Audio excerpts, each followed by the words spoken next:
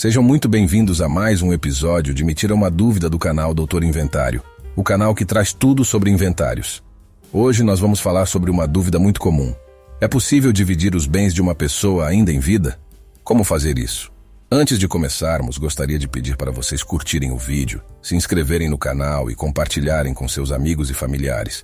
E aproveitando a oportunidade, gostaria de indicar o nosso e-book, Guia Completo do Processo de Inventário.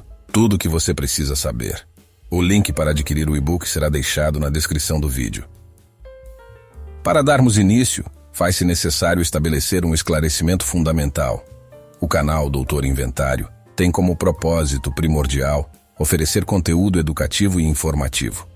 Nesse sentido, é importante ressaltar que ele não tem a pretensão de substituir uma consulta com um advogado especializado, nem tampouco buscar esgotar o tema abordado. Bom, voltando ao assunto, vamos começar falando sobre as formas de fazer a divisão de bens em vida. Uma delas é por meio da doação, que deve ser realizada através de escritura pública, respeitando a reserva da legítima e cumprindo todas as formalidades exigidas. Para entendermos melhor, é importante sabermos o conceito de legítima. O artigo 1846 do Código Civil determina que pertence aos herdeiros necessários, de pleno direito, a metade dos bens da herança, constituindo a legítima. Já o artigo 1845 estabelece que são herdeiros necessários os descendentes, os ascendentes e o cônjuge. É importante ressaltar que a doação não pode privar o titular do patrimônio de uma renda mínima para sua sobrevivência. Outra forma é por meio do testamento, que deve ser feito dentro das formalidades legais e respeitando também a reserva da legítima. O testamento é o ato mediante o qual uma pessoa dispõe de seus bens, no todo ou em parte, para depois de sua morte. Por fim, é muito importante frisar que não é possível fazer a divisão de bens em vida através de um contrato de partilha de bens. O contrato de partilha não é possível no ordenamento jurídico brasileiro porque não é permitido fazer contrato de herança de pessoa viva, nos exatos termos do artigo 426 do Código Civil Brasileiro. Não pode ser objeto de contrato a herança de pessoa viva.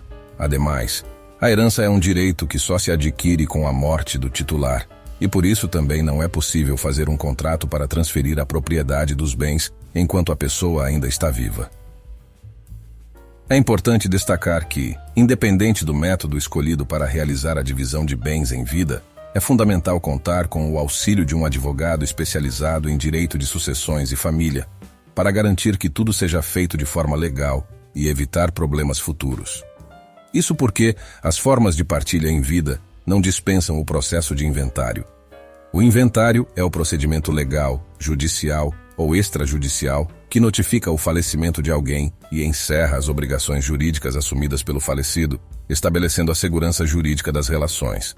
Esse processo identifica os herdeiros e relaciona os bens e dívidas deixados pelo falecido, além de apresentar a forma de partilha e de pagamento das dívidas.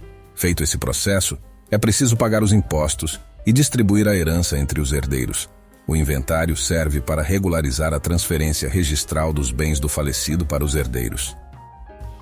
Em alguns casos, quando o falecido realizou doações em vida, essas podem ser consideradas adiantamentos da herança ou antecipação de legítima.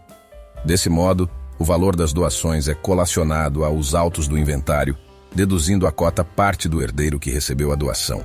Em outros casos, quando a doação não foi tratada como adiantamento da herança, os bens doados podem ser excluídos do inventário, uma vez que já foram transferidos legalmente para o beneficiário da doação.